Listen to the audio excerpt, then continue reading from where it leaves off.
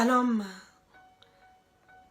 Par cette vidéo, j'aimerais partager avec quelqu'un sur le thème de la violence. Ou tout du moins, j'aimerais encourager quelqu'un à savoir se faire violence. Pourquoi je choisis d'édifier quelqu'un sur ce thème? Simplement parce que le constat de mes suivis auprès des brebis, auprès du peuple de Dieu au quotidien, révèle toujours quasiment la même chose. Les chrétiens ont tendance à se croire que il faille simplement se lamenter dans la présence de Dieu et attendre qu'il agisse. Beaucoup tiennent le mauvais langage de se dire que Jésus-Christ de Nazareth a déjà tout accompli sur la croix de Golgotha et qu'on n'a plus à combattre. On n'a plus d'efforts à fournir parce que tout est accompli. Bizarrement, nous constatons que bien que Jésus ayant déjà tout accompli sur la croix de Golgotha, tous ceux qui ont pour habitude de tenir ce langage-là, si nous faisons le tour de leur destinée, nous constaterons que ce sont les mêmes qui subissent tout genre de combat au quotidien. C'est à ces personnes-là que sont arrachées leurs bénédictions au quotidien. Pourquoi? Parce que elles se sont contentées de chanter, de danser et de dormir. Quand il faille rentrer dans une action de violence, beaucoup capitulent, beaucoup reculent, sous prétexte que si Dieu lui-même, qui les a appelés et qui connaît leur situation, veut les en sortir, il va le faire. Donc si Dieu n'agit pas, on reste dans notre situation de chômage, on reste dans notre situation de célibat, on reste dans notre situation d'attaque de tout genre. Parce que Jésus a tout accompli. Je suis venu encourager quelqu'un aujourd'hui au travers de cette petite exhortation. Je suis venu inciter même véritablement quelqu'un aujourd'hui à devenir un violent. Il est une vérité incontestable que tu ne peux pas rentrer dans ta destinée selon le plan de Dieu sans te faire violence. Tu ne peux aucunement prétendre à l'élévation avec Dieu. Tu ne peux prétendre aux bénédictions de Dieu sans être un vaillant, un violent. Là, le Seigneur Jésus lui-même, dans sa parole, va nous le dire dans le livre de Matthieu 11 au verset 12. Il va dire que depuis l'époque de Jean-Baptiste, le royaume des cieux est forcé. Et ce sont les violents qui s'en emparent. Lorsque le Seigneur nous parle du royaume des cieux ici, il symbolise le royaume des cieux en ce qui concerne ta destinée.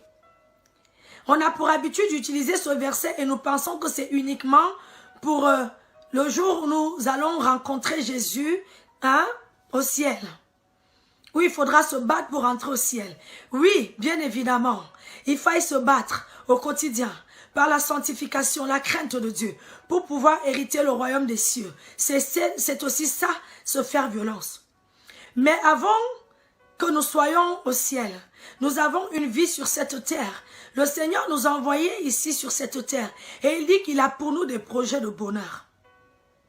Mais au quotidien, malheureusement, nous subissons des projets de lamentation, des projets d'échec. Nous subissons des projets de limitation. Ce n'est pas dans le plan de Dieu pour nous. Et si nous subissons, pour la plupart d'entre nous, ces projets malheureux, c'est parce que nous ne sommes pas violents. Nous ne sommes pas violents. Beaucoup sont dans le contentement de la personne. Beaucoup sont habités d'une sorte de peur face à une situation où il leur incombe de manifester une action. Beaucoup sont dans lâcheté. Oui, c'est un peu dur. On laisse tomber. On croise les bras et on se dit que si Dieu veut que je sorte de cette situation, il va le faire. Et d'ailleurs, quand bien même on n'est pas sorti de la situation, on pleure en se consolant que Jésus-Christ a tout accompli. Donc nous, on n'a rien à faire. On attend après Jésus. Mais Jésus est celui qui t'a dit, dans Matthieu 11, au verset 12, que le royaume des cieux est pour les violents. Le royaume des cieux ici, c'est aussi ta destinée. C'est aussi le plan de Dieu pour ta vie. C'est aussi les projets de bonheur que Dieu a pour ta vie. Quand Dieu dit qu'il te sort de la boue pour t'amener à la table des rois, il faut que tu te fasses violence pour y accéder. Il y a un processus. Quand Dieu dit qu'il t'amène à Canaan, il faut que tu te fasses violence pour y arriver. Parce que sur la route de ton Canaan, tu croiseras toutes sortes d'attaques, de contre-attaques, d'embûches. Et si tu t'assois, si tu te contentes de dire que Jésus a tout fait, donc la situation va se décanter d'elle-même parce que Jésus est le Dieu de miracles, ce n'est pas faux. Il a tout accompli. Il est le Dieu de miracles. Mais ce que tu dois savoir, c'est que Jésus-Christ a tout accompli à son niveau. Il reste ta part à faire. Dans les choses de Dieu, ce que toi et moi nous devons retenir, c'est qu'il y a toujours la responsabilité et la part de Dieu, mais il y a aussi notre responsabilité et notre part. Dans ta vie, pour rentrer dans ton mariage, pour rentrer dans la stabilité de ton foyer, pour rentrer dans l'élévation de tes enfants, il faudra que tu affrontes des Goliaths par la violence. Si David ne s'était pas fait violence et il n'avait pas affronté Goliath, il ne l'aurait non seulement pas terrassé, mais il n'aurait jamais été à la royauté. Si Abraham ne s'était pas séparé de Lot, c'est une forme de violence, de savoir se détacher des choses qui nous empêchent de voir la gloire de Dieu. Abraham n'aurait jamais vu ce que le ciel avait prévu pour sa vie. Je suis au quotidien des chrétiens qui croient que quand ils vont arriver, on va simplement les consoler, on va simplement les rassurer, on va simplement leur dire Jésus t'aime, vas-y mange et dors. Et à chaque fois que, en étudiant le cas d'un chrétien, j'ai été amené à lui dire que tu dois poser une action prophétique, tu dois faire telle ou telle chose. J'ai tout de suite senti qu'il y avait de la réticence, de la résistance. La personne se disait, mais non, mais moi, je ne voulais rien faire. Je voulais simplement que toi, prophétesse, voilà, tu interroges le Seigneur pour moi. Et comme ça, moi, je dors.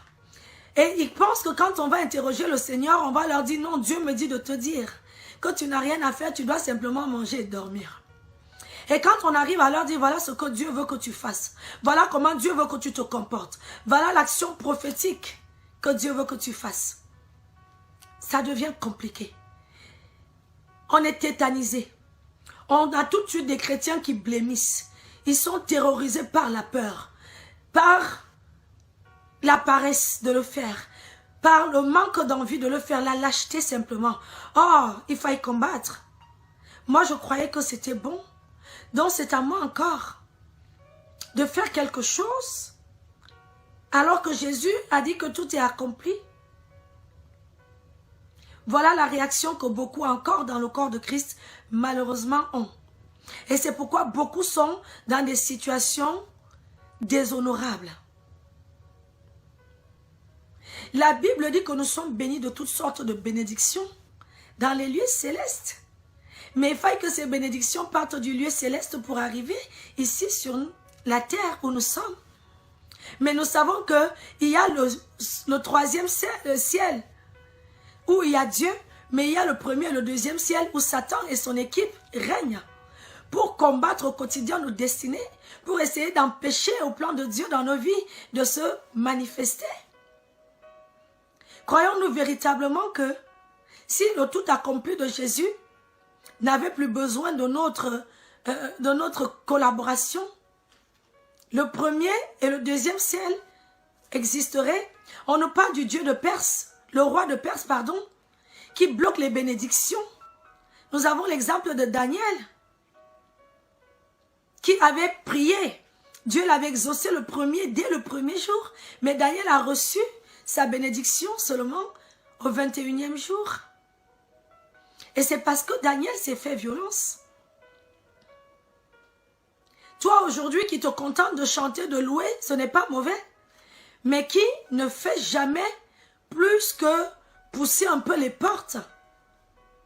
Bien sûr, quand je te parle de te faire violence, je ne te demande pas d'aller taper sur le voisin d'en face. Quand Jésus-Christ dit que le royaume des cieux appartient aux violents, il ne s'attend pas à ce que tu commences à saccager tout autour de toi sur le plan physique. Mais il s'attend à ce que tu fasses ce qu'il y a à faire. Et tu as à ta disposition principalement deux stratégies, deux étapes, deux actions à poser pour te faire violence. La première action, c'est de prier. Et pas n'importe quelle prière. La prière d'autorité et ou de combat spirituel. Oui, beaucoup de chrétiens aujourd'hui font des prières de lamentation, des prières de supplication. Oui, Seigneur, aide-moi. Seigneur, oui, sors-moi de cette situation. Quelquefois, Dieu veut que c'est toi qui ordonnes à la situation simplement de capituler. On t'a fait croire que le combat n'existe plus. Pourtant, Dieu dit quelque part qu'il aiguise nos mains au combat. Pourtant, c'est lui-même qui a dit qu'il a fait de toi et de moi des nouveaux David pour faire trembler la terre du pays. C'est lui qui te dit que tu dois être violent. Il te dit que tu dois forcer les choses. Et l'une des premières manières de forcer véritablement les choses pour rentrer dans ta destinée, c'est d'être constamment dans le combat spirituel. Il ne faille pas avoir peur de renverser les œuvres des ténèbres qui t'empêchent d'avancer. Il ne faut pas avoir peur de contre-attaquer et de décapiter les Goliaths qui sont dressés sur ton chemin, qui sont assis sur ta destinée.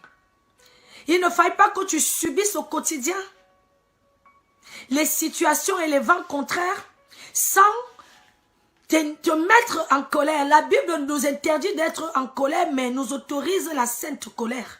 La révolte, c'est une forme de violence. Se révolter contre les œuvres qui menacent ton mariage, qui menacent ton travail, qui t'empêchent de te lever, d'être en santé, c'est de ta responsabilité. Jésus-Christ a tout accompli à son niveau. Et c'est parce qu'il veut que tu te fasses violence qu'il t'a donné le pouvoir dans Luc 10, 19. On ne donne pas le pouvoir à quelqu'un pour qu'il subisse des situations qui s'asseyent dans l'ombre de la vallée de la mort. Dans le psaume 23, le Seigneur va nous dire que quand tu marcheras dans la sombre vallée de l'ombre de la mort, ce qui sous-entend que tu as une action prophétique à poser. Quand tu te retrouves dans les difficultés au quotidien, quand tu ne trouves pas de travail, quand ça ne va pas dans ton foyer, quand ça ne va pas dans tes entreprises, tu dois faire quelque chose, tu dois marcher dans la sombre vallée de l'ombre de la mort. Tu ne dois pas t'asseoir en te disant que Jésus va venir me secourir parce qu'il a tout accompli sur la croix. Tu dois te lever par le canal de la prière pour dire non aux œuvres de l'ennemi. C'est l'une des premières clés qui ouvre la porte de la violence. C'est d'ailleurs pourquoi nous verrons dans le livre de Job, alors que Job subissait tout genre d'attaques dans sa vie, tout genre de situations et de combats, Job faisait comme beaucoup de chrétiens aujourd'hui. Oui, Dieu va venir me secourir. Non, Jésus a tout accompli, je ne dois pas souffrir. C'est vrai, Jésus-Christ a tout accompli, tu ne dois pas souffrir. Mais quand la souffrance arrive, fais ce qu'il y a à faire pour en sortir. N'attends pas que Jésus vienne agir les bras croisés. Et n'aie pas peur de faire la chose qu'il y a à faire. Beaucoup te diront que, oui, mais moi, j'ai peur même de prier le combat spirituel. Quand j'envoie le feu, la nuit même, je ne dors pas. Mais c'est normal, nous sommes dans une guerre. Tu ne peux pas envoyer les bombes dans le camp de l'ennemi sans en recevoir de ton côté. Mais ce que toi, tu dois te dire en tant que violent du royaume des cieux, c'est que tu ne combats pas pour la victoire, mais tu combats dans la victoire puisque Jésus-Christ a déjà tout accompli. C'est effectivement à ce moment-là que le tout accompli de Jésus entre en compte pour toi. Mais si tu t'assois en te disant, oui, mais à chaque fois que j'essaie de faire, ça se retourne contre moi. Mais ce ne sera pas mieux quand tu t'assiras. Parce que Jésus-Christ, lui, il aura les bras croisés. Non pas parce qu'il ne veut pas te sortir de cette situation, mais parce qu'il veut que tu puisses lui donner l'occasion d'agir. Et c'est par la prière de combat spirituel, par la prière d'autorité. Tu dois ordonner aux situations. Il a dit que si tu avais une foi petite comme un grain de sénévé, tu diras à la montagne de ôte-toi. Il n'a pas dit que c'est lui qui viendra dire à la montagne de ta vie ôte-toi. C'est à toi. Donc c'est encore une preuve que tu dois te faire violence. Tu ne peux pas dire à la montagne de sauter de ta vie et de se jeter dans la mer si tu es tout ramolli, tout craintif, tout peureux, tout hésitant, tout, je ne sais pas. Tu dois être violent. Jésus-Christ a tout accompli. Le pouvoir t'a été donné. Quand tu déclares sur la terre, c'est déclaré dans les cieux. Donc par la prière, la première des clés, tu dois te lever et te faire violence pour entrer dans ta destinée. Si Moïse ne s'était pas fait violence, il n'aurait jamais accédé. La terre promise, le peuple d'Israël n'aurait jamais accédé à la terre promise. Nous devons nous faire violence. Ne soyons pas de ceux qui subissons les situations, sous prétexte que notre Dieu voit tout. Parce que nous savons que notre Dieu n'est pas le Dieu des paresseux. La deuxième clé que tu as pour ouvrir les portes des bénédictions de Dieu dans ta vie, ce sont les actions prophétiques sur le plan visible, sur le plan physique. Quand tu as fini de prier et renverser les œuvres des ténèbres qui t'empêchaient de trouver le travail, ne reste pas assis, va maintenant postuler. Fais-toi violence.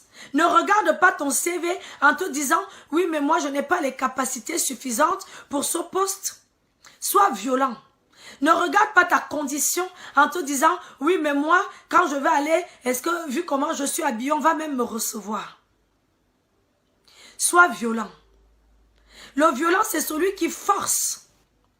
Il pousse les portes qu'il n'aurait pas pu pousser s'il n'était pas violent. C'est celui qui refuse de se laisser abattre. C'est celui qui refuse de demeurer dans la condition d'échec. C'est celui qui refuse de demeurer dans le contentement des situations compliquées qu'il est en train de subir. Et qui se dit, de toutes les façons, que me reste-t-il de pire? La mort de toutes les façons me serait un gain. Donc je m'avais frappé à la porte de ce juge pour plaider ma cause. Oui, et tu frappes dans les portes aux portes des ministres. Le violent, c'est celui qui est rempli d'audace. C'est ça, être violent, être audacieux.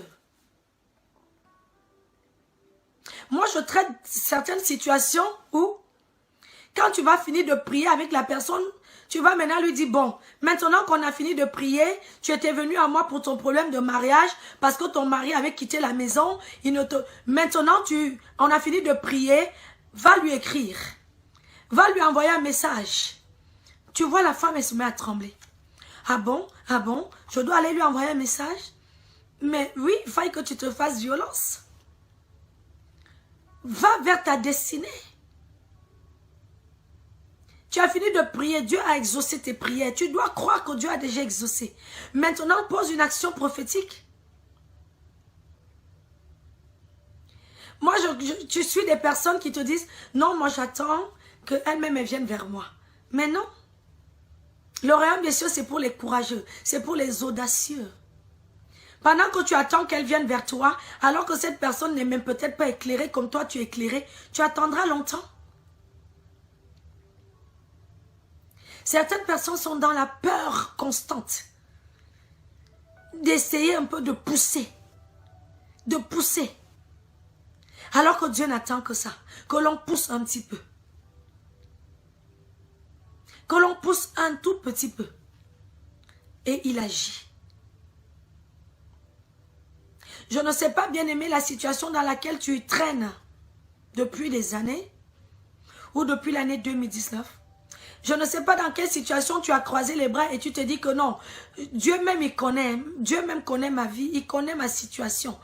Lui-même, il va venir me sortir de cette situation quand son temps va arriver. J'ai envie de te dire, lève-toi. J'ai envie de te dire que lève-toi. Parce que Dieu, dans sa parole, Jean 10, 10, il a dit que le voleur vient pour détruire. Mais quand lui, il arrive, c'est pour la vie en abondance. Si Jésus-Christ est déjà arrivé dans ta vie depuis que tu lui as donné ta vie, il n'y a plus de raison que tu subisses tout genre de tracas au quotidien. Si tu es chrétien et que tu continues de subir les intimidations de l'ennemi, les attaques et les contre-attaques de tout genre, c'est parce que tu manques de pugnacité quelque part. Tu manques véritablement de ténacité. C'est aussi ça être quelqu'un de violent. Tu ne lâches pas facilement. C'est dur, tu tiens le coup. Parce que tu sais que tu dois accéder à ton Canaan. Job se lamentait. Et Dieu va lui dire, est-ce que tu as commandé au matin? Job ne savait pas que même si Jésus avait tout accompli sur la croix de Golgotha, si lui, Job, il restait seulement à se lamenter, il pouvait rester comme ça toute sa vie. Jésus n'allait pas venir.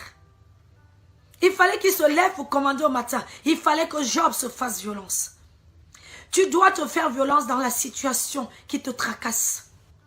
Si, quelquefois, c'est simplement même l'humilité que Dieu te demande de poser comme action prophétique, va vers la personne vers qui tu avais des grâces et tu as tout perdu. Tu as prié à Dieu, tu as dit, Seigneur, vraiment, réconcilie-moi avec mon papa, avec mon mari. Dieu a dit, c'est bon, j'ai exaucé. Va maintenant vers lui demander pardon, va lui écrire et tu trembles. Tu es en panique.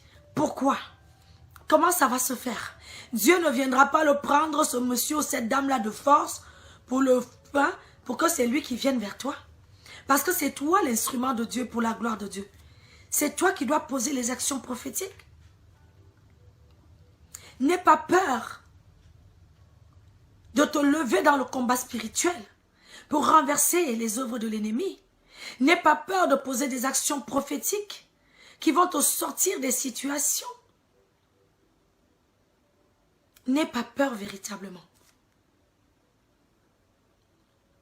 Sois un violent, sois une violente, sois de celui ou de celle qui refuse de vivre un semblant de vie, de vivre un semblant de destinée. Beaucoup vivent une vie qui n'est même pas le plan de Dieu pour eux, simplement parce qu'il leur a manqué de la violence. Dieu t'a dit, pour le travail que tu cherches là, va seulement frapper à telle porte. Et depuis, tu es là dans la peur. Tu trembles, tu trembles, tu trembles. Dieu t'a dit, vraiment, fais seulement ceci. Oh Seigneur Jésus, le monsieur là, la madame là, est trop compliqué. Tu raisonnes. Sois rempli d'audace. Ne laisse pas que ta destinée stagne davantage. Quelquefois, nous accusons les esprits de blocage, de limitation, alors que c'est nous-mêmes, à cause de notre manque de violence, de notre manque d'audace, de notre manque de pugnacité, de ténacité, qui nous bloquons dans ce que Dieu ne veut pas pour nous. Il faille véritablement que tu te fasses violence. C'est le message d'encouragement que j'avais envie de t'apporter. C'est un constat qui me pousse véritablement à faire cette exhortation. En tant que servant de Dieu, je suis confrontée au quotidien à écouter le peuple de Dieu. Et c'est les mêmes choses qui reviennent. La manne ne tombera plus du ciel. C'est fini. Il faille que toi-même tu te lèves et que tu ailles. Bien évidemment, je t'encourage à te connecter à la pensée de Dieu. à te connecter à l'Esprit de Dieu pour savoir comment tu dois te comporter. Quelle est l'action prophétique que tu dois poser? Ne va pas faire non plus tout et n'importe quoi. Parce qu'en fonction de telle ou de telle situation, les voies de Dieu ne sont pas les mêmes. Mais sache une chose, c'est que même si tu es en train de traverser la sombre vallée de l'ombre de la mort en ce moment, la houlette et le bâton de Dieu sont là pour te rassurer. Donc connecte-toi à l'Esprit de Dieu.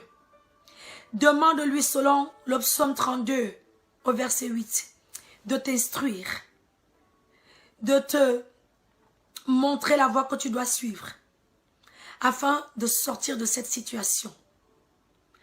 Ne reste pas comme tu es. Sois un violent et tu verras la gloire de Dieu. Sois abondamment béni au travers de cette édification au nom de Jésus. Amen.